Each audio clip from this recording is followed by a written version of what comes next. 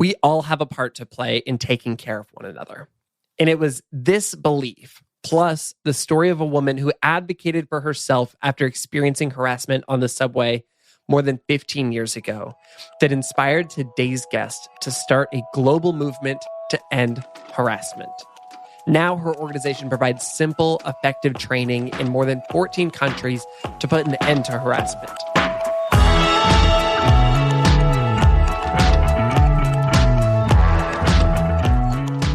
This is Sounds Good. I'm Brandon Herman. I'm joined today by Emily May, the co-founder and executive director of Hollaback, a global organization that works to end harassment.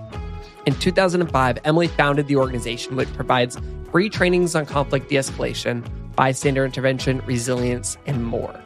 And if you are somebody who's always felt like you can't step up to stop harassment that you see on the street or in public because you don't know what to say, or it feels scary, or you think that you can't make a difference, which I think that's kind of how I came into this conversation, this episode, this conversation will help you feel so much more confident and empowered to step in. Because stepping in to interrupt hate and harassment is particularly important right now because of rising anti-Semitism, discrimination and violence against trans and AAPI communities, and harassment of and violence towards Black Americans by the police.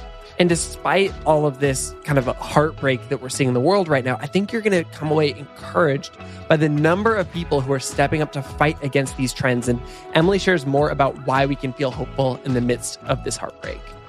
I got to talk with Emily about why bystander intervention is so important, why we can be hopeful about combating harassment, and how anyone can learn to be an effective bystander through Hollaback steps. You're going to walk away truly empowered to intervene if you witness harassment, with just super practical steps that are easier to actually do than you might think. I came away from this conversation just as Emily's number one fan. I love what she's doing. And so let's just jump straight into this conversation.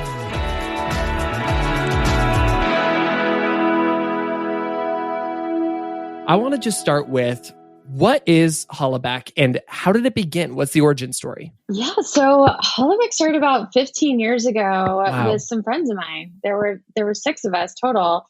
And we were really just talking about our experiences with street harassment. And as the women in the group told story after story after story, the men in the group were like, what?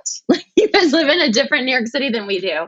And so we'd heard about this woman named Tana Nguyen who was riding the New York City subway when an older raw foods restaurant owning white guy pulled out his penis and started masturbating in front of her on an empty train.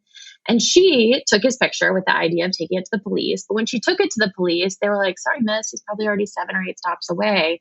So she put it on Flickr and it went viral. It made it to the front cover of the New York Daily News. Everyone had a story. My boss at the time had a story of this exact guy masturbating in front of her on the subway. And so we were just like, if everyone has a story, why aren't we telling these stories? So we started this little blog back in 2005 to get folks to share their stories and experiences of harassment. And it's just gone from there. Wow. And what were you doing at the time? Like, what was your day job or day-to-day life like before Hollaback began? Yeah, I was working at a bunch of different nonprofits. At the time that Hollaback started, I was a director of development at a local nonprofit organization working to fight poverty in Northern Manhattan. And all of this was really in the background. The first 5 years of Hollaback was just a blog. It was just a side project. But there was so much energy towards it and so many people so grateful that somebody was out there looking at this issue of harassment. I think, our society at the time and still oftentimes today is only focused on violence, and it's physical violence. And we've oversubscribed to this idea that sticks and stones will break my bones, but words will never hurt me. But the reality is words do hurt. And people were really excited that we were out there trying to make something happen. And they still are. You're so right that this is a valuable and needed thing. And I'm so glad that you are the one filling this need. And I know that I've learned a lot from, my brief time paying attention to Hollaback, and you guys just have so many good resources. Maybe we'll just start with this. Like, what is bystander intervention and why is it important in that moment? Yeah. So when we started Hollaback, we started just with this process of sharing stories. And as you can imagine, the stories were tough. And there were story after story. And we were like, dang, we started mapping them. And we were like, is anything good happen when it comes to harassment? Mm. Like, is there anything positive that we can map? Because as you can imagine, you start mapping stories of harassment, it looks like like a disease epidemic, like sprawling across the map. And when we read, what we learned is that the one positive thing that happens when it comes to harassment is bystander intervention. But people don't really know how to do it. In fact, at the time when we did this assessment, about half the time, bystander intervention would actually go wrong, right? Somebody would be like, oh, honey, why were you wearing that? Or don't you know those streets aren't safe? You shouldn't have been walking there anyway. And so we thought, all right, so bystander intervention, apparently something that's already working sometimes. Why don't we train people to be able to do it? And effectively, bystander intervention is just people helping people, right? People helping people when they experience harassment. But the deal with harassment is that so often people freeze. They don't know what to do. They're scared of it escalating, turning on them. And we want to get people to really be able to respond in a way that makes them feel safe, but also to respond pretty reflexively, right? In the same way that we see somebody struggling to open a door with a baby stroller, we help them out and open it. If you were to see me like have a medical emergency right here on this show, you would probably try to help me out, even though you have no idea where in the world I am. And so, we want it to feel that reflexive to intervene when you see harassment. What you did was you looked for the good and then you made more of it. Like you made it better, you made it more efficient. Like that's what we're all about at Good, Good, Good. It's where are the people who are making a difference in the midst of a lot of bad, in the midst of a lot of terrible things. And then how can we create more of that? And I love that you did that. That's so cool and inspiring to me. I also love this idea of making this a reflex, because I remember when I learned about the bystander effect when I was in psychology class in high school, and I thought to myself, well, this applies to other people, but not to me. Like that wouldn't happen to me. And then in this kind of situation where like someone is in need in a crowd, like I expected that I would step up and do something. And then transparently, that hasn't always been true for me. And, I don't feel like I've been in moments of big crisis, but like for so many little things, I have not always naturally stood up to offer help to a victim. And I feel like I've gotten a little bit better, but I've got a long way to go. And so how do we begin to internally push back against this bystander effect? Well, you know what? First of all, I want to say I feel you. I'm the world's biggest wimp, which is why the 5Ds are what they are, right? The 5Ds are not like, here's 5 ways to be like the toughest human on your block. The 5Ds are like, here are 5 really simple, straightforward things you can do, even if you're scared out of your mind and have no idea what to do.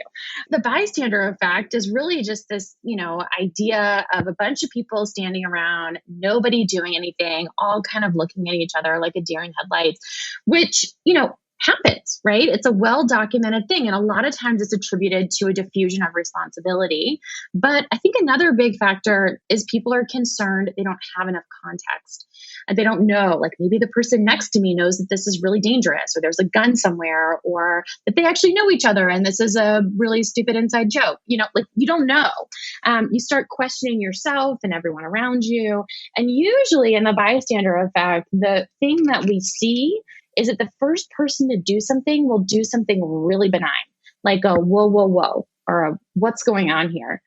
And that's when you start to see other people chime in and be like, yeah, what is going on here?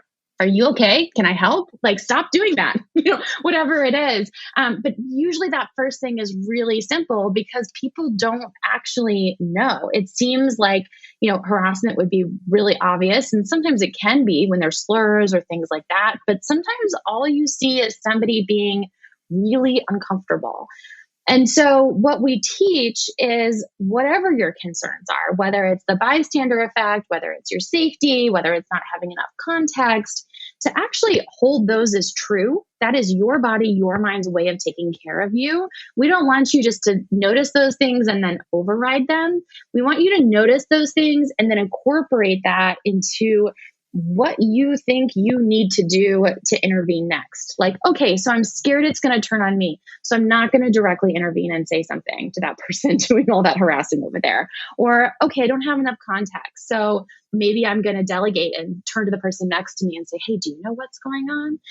Little things, right? We want to trust our body and our mind to take care of us, but we also want to realize there's still things that we can do.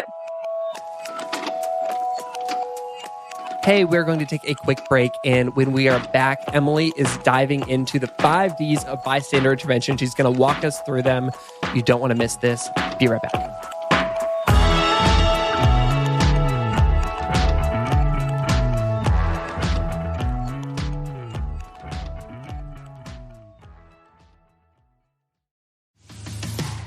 Sounds Good is sponsored by Libro FM.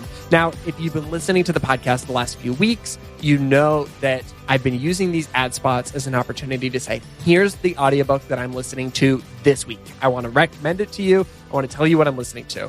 And a few of you have reached out and you've said, Brandon, you are listening to too many audiobooks, which I don't think is a thing, but I maybe took that into consideration. I haven't started a new audiobook this week, so I'm not going to recommend a specific audiobook. I'm just going to tell you about Libro FM, which is, here's how it works. Libro FM members get 1 audiobook credit per month for $14.99. That is the same price as their competitor that you've heard about on other podcasts. And you can use that on any audiobook you want. They have literally all the audiobooks. When you download audiobooks through Libro FM, though, you get to help support a local bookstore of your choosing. You keep money within your local economy, you create local jobs, and you make a difference in your community. As a special offer for Sounds Good listeners, Libro FM is offering 2 audiobooks for the price of 1 with your first month of membership with the code GOOD. That is an exclusive offer. It's a big deal. You can't just get that same one by going on their site. All you have to do is visit their website, libro.fm, that's libro.fm, and then type in our promo code GOOD to get started with 2 audiobooks and to help support your local bookstores, to help support your community, to help support authors, and to help support this podcast. Sounds Good is sponsored by Bev. Now, what is Bev? Bev is a female-founded canned wine brand on a mission to transform the alcohol industry as we know it. We all know that the alcohol industry is overwhelmingly overrepresented by men. And the reality is that those men, I'm a man, I'm saying this, those men have largely ignored women at best or objectified them at worst. And so this is the wine brand for the ladies and the good dudes who want to help change that. Now, here's the thing. It's not just that this brand is doing good, making an impact. They are delicious. They have 4 varietals. They've got Rosé, Sauv Blanc, Pinot Gris, and Pinot Noir. I think that I told you a few weeks ago that my favorite was one of these. My favorite has changed. I'm a little embarrassed. I feel like I put it on the record that one of these was my favorite. Now I have a new favorite. So I'm not going to tell you what my favorite is this week because by next week it might change again. But here's the good news. They are all delicious. All Bev wines are crisp and dry, which are my favorite 2 attributes of wine. They're also a little fizzy, which is super unique, but it's just a little bit. They are super refreshing and delicious. They're all 0 sugar with just 3 carbs and 100 calories per serving. And here's the thing. The cans may look cute and tiny, but each can is a glass and a half of wine, which is perfect for when you don't want to open a whole bottle of wine for yourself. And here's the thing. We worked out a special deal for Sounds Good podcast listeners. You can receive 20% off your first purchase, plus get free shipping on all of your orders by going to drinkbev.com and using the code GOOD20 at checkout. One more time, that's drinkbev.com and use the code GOOD20 at checkout to get 20% off plus free shipping and to just get a shipment of delicious wine.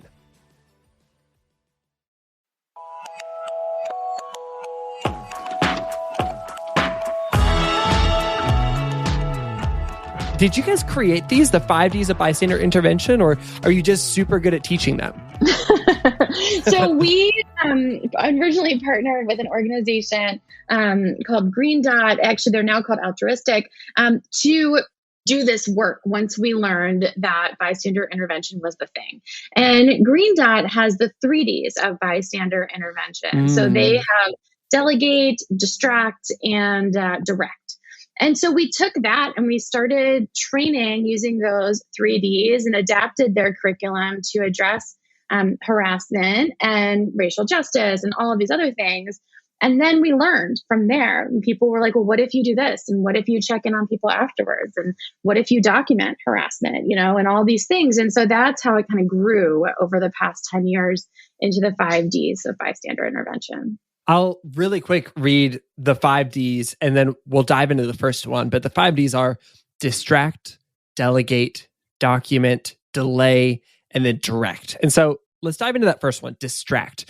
In a moment of somebody being harassed on public transit, in the streets, in your neighborhood, like what does distract mean? So if you want to create a distraction, it's all about de-escalating the situation. There's lots of creativity here. We've seen so many different implementations of this. A couple of my favorite, one is to start a conversation with the person being harassed. And here the idea is to build trust. And as you're building trust, start to starve that person doing the harassing of the attention that they are so desperately seeking. And that conversation can be anything. It can be like, I love your dress, or do you have directions? Where's the closest ATM? You look really familiar. Do I know you from somewhere? We even saw a version on TikTok where a guy saw a woman being harassed in a drugstore and was like, hey, you and we both know my Aunt Claire. She just happens to be on aisle 3. Why don't you come with me? I would love to introduce you to her again. And the woman's like, okay, let's go. Aunt Claire, aisle 3. And he gets her out of that situation. So lots of different ways that you can start that conversation. Other forms of distraction, certainly we've seen people dropping things, whether it be pens or water. People will move to make sure they don't get wet. Again, just something to create a break in like a heated, escalating situation. I did this training with a group of Juilliard musical theater students, and they were like, Miss, if I saw harassment happening, I would just break out in the song and dance. Everyone would pay attention to me, and no one would have the emotional energy to harass anyone else. They would just be entranced by me singing musical theater. We're like, great, go for it, do it. So lots of creativity with Distract. I love that because it also seems like one of those things where you can kind of lean into your natural intuition. Like if you're the kind of person who compliments people more naturally, just be like, oh, I love your purse. I love your jacket, whatever it is. But if you are a Juilliard student, absolutely do, your music thing. Number 2 is delegate. What does delegate mean? So delegate's about finding somebody else to help. Now, my favorite person to turn to is actually the person next to me. Like me, they're a human who, as we humans do, probably wants to help take care of another human, right? But unlike me, they haven't listened to this podcast. They haven't been to our training. So help them out, be like, hey, would you mind going to say something? Or, can you document this while I create a distraction? Really kind of just teaming up. A lot of people think of delegate in a way that's like, oh, it's just giving it to somebody else to do. But I like to think of it more as like a community organizing strategy. Like you don't have to take this on alone. You're not alone if you're experiencing harassment. You're not alone as a bystander. Like, let's get some folks together so that we all feel more supported in what's about to happen next. The trick with delegate is that a lot of people are like, oh, I know, I'm going to call the police. That's a really good idea. We just advise that unless the person is physically unable to respond, right? In the case of a medical emergency, for example, that you check in with that person before contacting the police. For some people, the police are great. For others, especially communities of color, immigrants, trans folks, the police can really feel like it's making things less safe instead of more safe. So just check in with that person being harassed before you contact the police. That's so helpful. And you just alluded to this one. Number 3 is document. Tell me about documenting. So documenting more tricky than people think. A lot of us are in the age where we have seen so many human rights abuses exposed using documentation. It's amazing, but here's the trick to bystander intervention. It's all about supporting that other person. And you just caught on camera somebody else's moment of trauma or violence. So what we want you to do when you document harassment is to give it to that person. Give them their power back. Let them decide to send it to the local news station or post it on their social media or show it to their boss to explain why they were late to work. People want to do this. They want to publicly share their story and their injustice in the world. It is a healing process, but it's only healing if you have control over it. I just read that book. What is it called? Oh, Such a Fun Age. Have you read Such a Fun Age? I haven't. Oh my goodness. It's this like delightful novel. It's genuinely like a really fun read. I read it in like 2 days. I think it won a bunch of awards, but there is an example of somebody not consenting to their footage being released after an experience of harassment. And it has really real implications for the character in the book. And that was what first made me kind of aware of this. So first of all, highly recommend the book. But second of all, that's a really good caveat. Another thing that I feel like sometimes I get nervous about with documenting is I'm like, oh, am I allowed to do this? Legally, can I be filming this without, getting every single person's consent? What's the situation on the legality of filming people in public? So legally in the United States, you can film people in public. Public being defined by like streets, sidewalks, parks. You can't film people inside of businesses legally without both people's permission. In other countries, though, it's different. In the Netherlands, for example, you can't film people in public without both parties' prior permission. It's really about where you are in public space, but broadly in the US, you're pretty good to go. Is that the same for if you're documenting police? If you're filming a police interaction, do they have any legal standing to tell you to stop? And if they do tell you to stop, can you push back against that? Or what do you recommend in that situation? Yeah, so great question. The police are public servants. Obviously, we've seen a tremendous amount of documentation of police harassment and violence over the past 10, 15 years. And as public servants, you can absolutely document whatever they are doing. They have no right to tell you to stop documenting or to confiscate your camera. The only thing you want to watch out for the police is that you want to make sure you're at a safe distance. The risk there is that they could charge you for obstructing justice if you are too close to the incident. But that's actually a good thing broadly, to have a little more distance from the incident so that you're able to really get the entire landscape. And then that person can, of course, zoom into the specific incident if they do decide to share it afterwards. But being able to see the street signs, the store names, or the context, the people who are around in that incident can help to support the case anyway. So just making sure you're at a safe distance is a good call. The other safety advice that we give people when it comes to document is if they are scared that somehow the harassment is going to turn on them for any reason, right? Maybe it's the police, maybe it's just the guy down the block who's harassing somebody, to do it discreetly, right? There's lots of ways where we can look like we are just writing an email on our phone while simultaneously documenting an incident of harassment. We see a lot of people particularly doing this on public transport where they can be seated. It's much easier to look like you're writing an email when you're seated than if you're standing at the angle, right? So, just another thing to keep in mind is that there's various levels of it, and you don't have to stick a camera in somebody's face in order to document harassment. I feel like all of that context I feel like empowered me so much more to take that action step, because that's something that I'm sometimes a little bit nervous about. So that feels like everything I needed to know. So thank you. Number 4 is delay. Tell me about delay. So delay is an amazing one. It can be paired with lots of things. It's amazing because it's so simple. It is literally just asking the person if they're okay, what they need to happen next. So often we see people don't take this step. I think we're worried that if we name hey, that was harassment and that wasn't okay, that somehow it's going to alert the person to the fact that it was harassment. Okay. Which frankly, they already know. So what we want to do there is call it what it is. What we see time and time again is harassment will happen. Sometimes it'll be quick or passing. Nobody will do anything. And then it's over. The person's out of danger and still nobody does anything. right?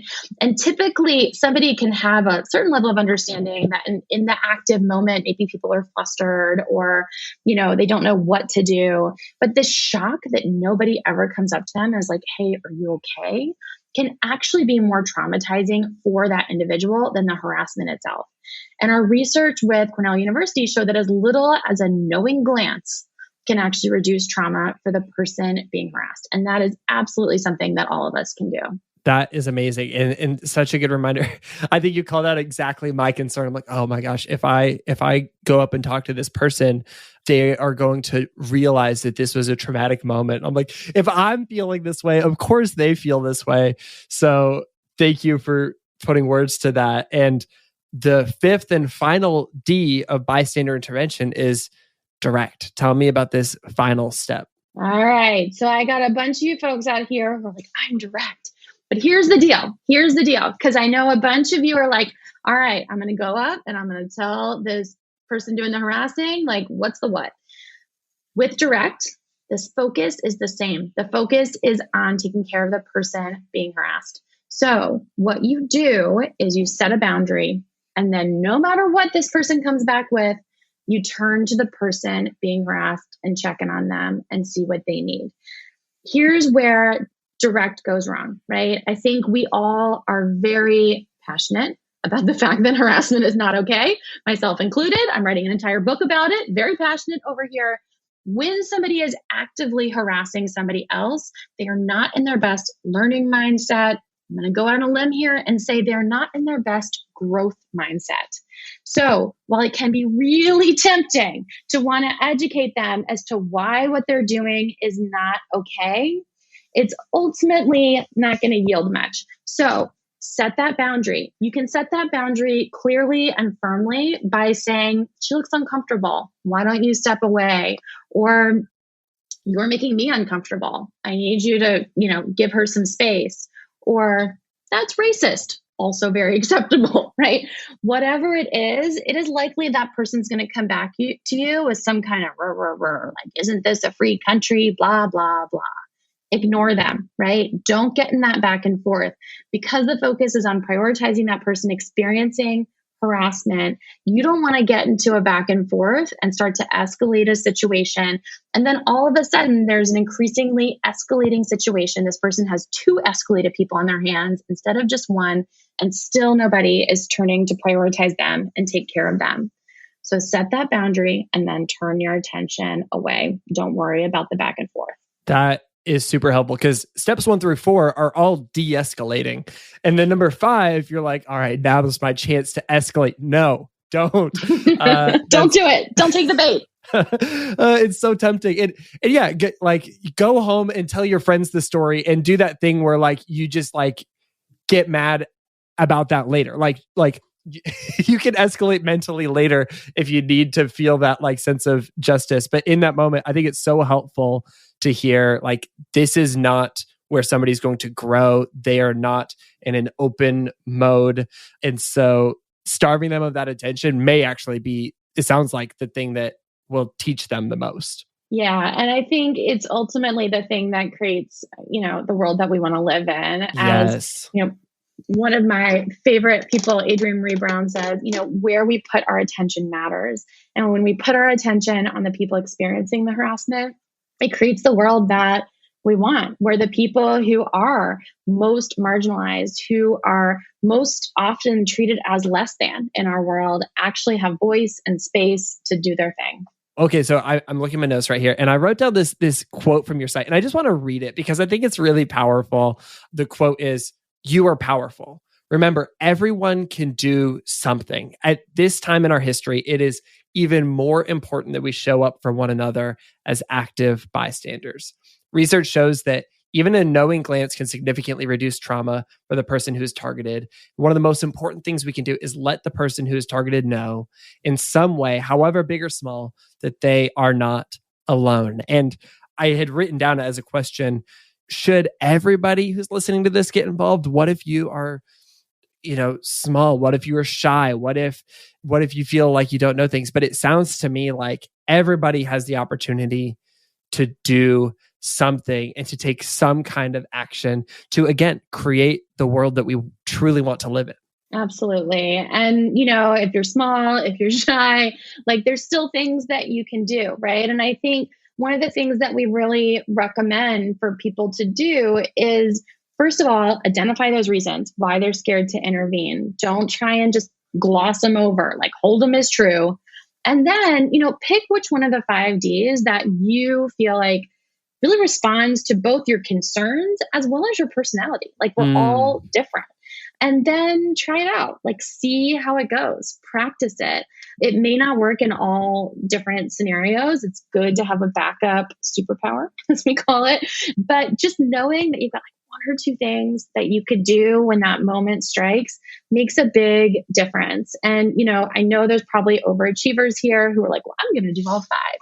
But really, it's just about everyone having that one thing that they can do and creating a world where people who experience harassment aren't alone. Like it may still happen, but we don't have to be alone and we don't have to think that we're the only ones who care.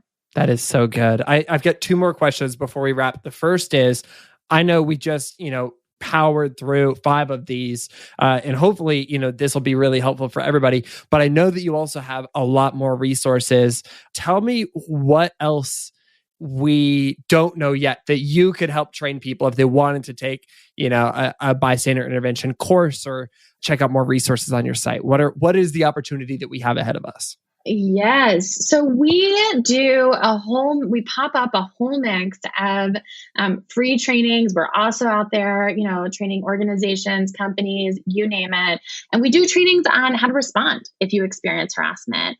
We do trainings on conflict de-escalation. Granted, bystander intervention is one form of conflict de-escalation. But what happens if it's getting violent and you're the person who's delegated to? What do you do then?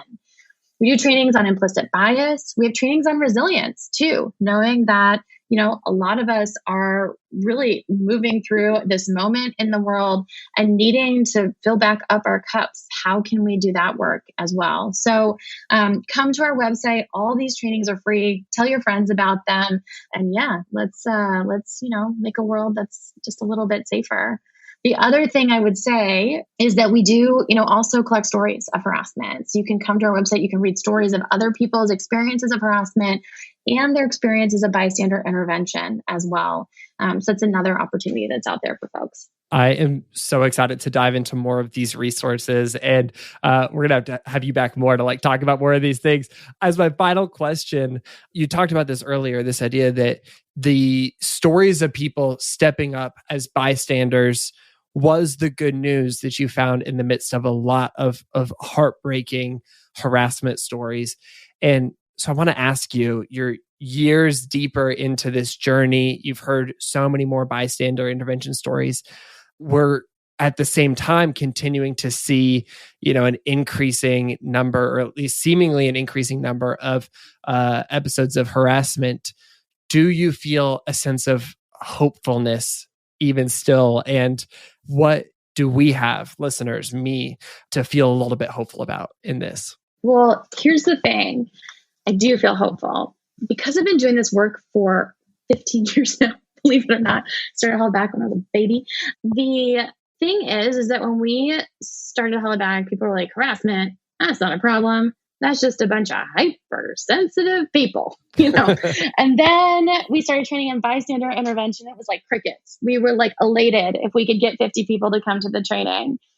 And then after the 2016 election, everyone was putting on safety pins and we were like, great, now they want harassment training.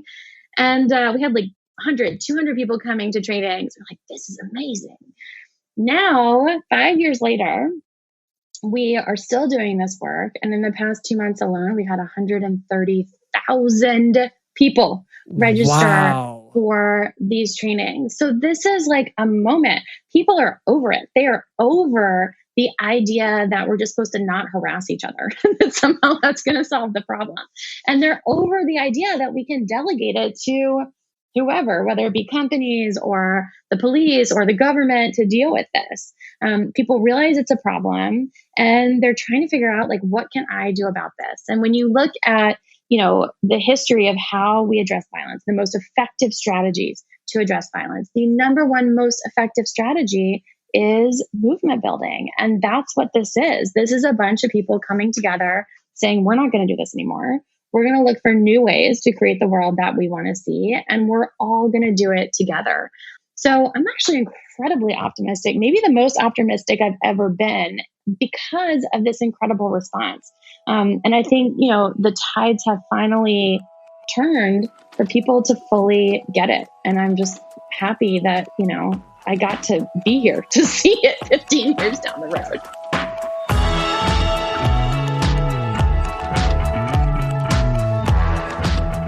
That's Emily May, the co-founder and executive director of Hollaback. You can sign up for a free training on bystander intervention, conflict de-escalation, resilience, and more on their website, ihollaback.org. You can also sign up for all of them if you want to.